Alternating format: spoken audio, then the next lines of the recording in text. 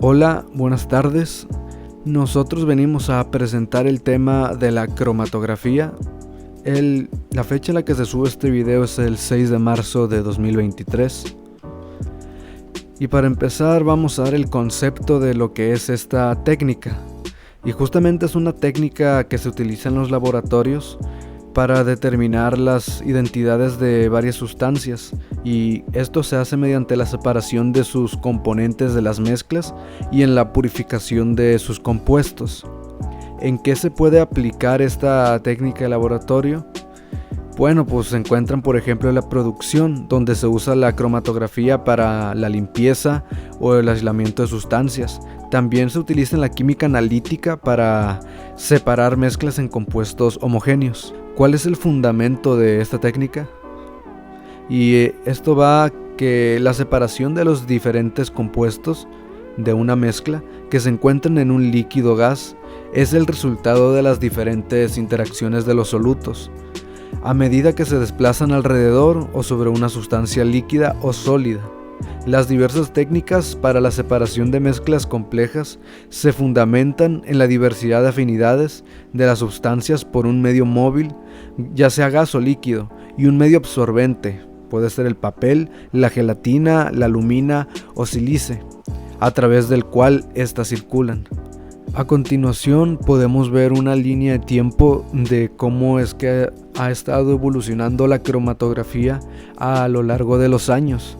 En primera instancia tenemos la cromatografía en papel de anilinas, que fue la primera, se podría decir, y fue hecha en 1850 por un científico llamado Runge, que realizó separaciones de anilina, que es un compuesto, en papel con diferentes disolventes. Después, en 1906 se vio que la primera cromatografía ya general fue desarrollada por el ruso Schwedt. Realizó la primera cromatografía en columna con sulfato de calcio. En 1931 se pudieron separar mediante un experimento los pigmentos de una zanahoria. En 1935 se inventó la cromatografía en papel circular, y esta fue utilizada por Broen, que fue el primero en crear esto. En 1938 Richen, otro científico, introdujo una cromatografía extendida su uso a compuestos incoloros. En 1940 se crea la cromatografía en capa fina, y tiempo después, en 1952, Archer, Martin y Signe recibieron el premio Nobel por este tipo de cromatografía en capa fina, por su desarrollo. En 1903 se iniciaron las primeras investigaciones en cromatografía. Michael Schwedt, el que ya vimos antes, fue el primer científico que realizó una separación por cromatografía. En 1945 se creó la cromatografía en columna, y esto se utilizó con columnas de vidrio, y los compuestos aquí ya eran visibles. En 1970 los cromatogramas. Estas herramientas ya podían separar varios compuestos en un solo análisis, por lo que fue un gran avance. Posteriormente, en 1964, la cromatografía de permeación en gel fue desarrollada por Moore y marcó el inicio de la separación de proteínas. Finalmente nos encontramos ya en la actualidad, donde podemos ver cromatógrafos modernos que están desarrollados con el uso de tecnología en hardware y en software. ¿Cómo se usan los distintos tipos de cromatología? Para empezar, tenemos la cromatología del papel.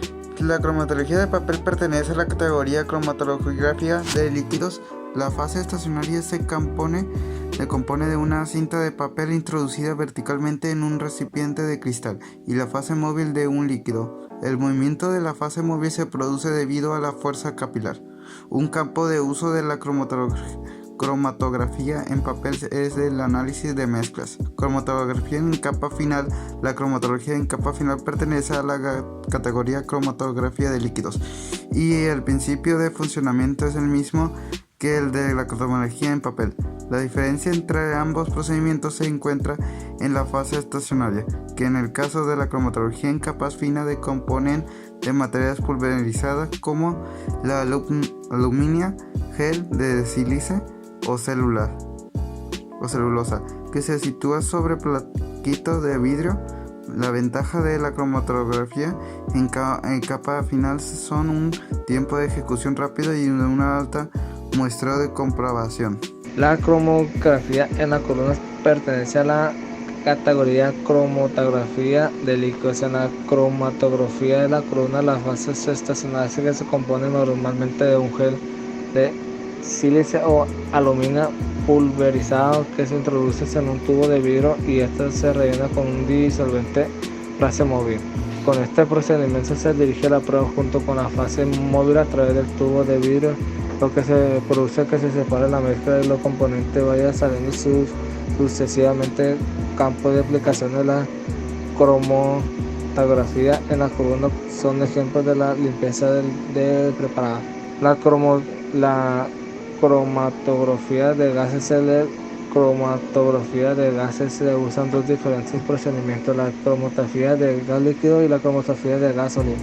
El procedimiento más usado es la cromatografía gas líquida. En este caso se introduce el material portado, por ejemplo aceite de silicona, en un tubo espiral con un diámetro de 0,1 a 5 milímetros y una longitud de hasta 5 metros. El gas analiza fluye junto al gas portado, nitrógeno, helio, argón. A traerle espirales en un extremo mide las oscilaciones de temperatura. Según las oscilaciones de temperatura es posible determinar los componentes de la mezcla.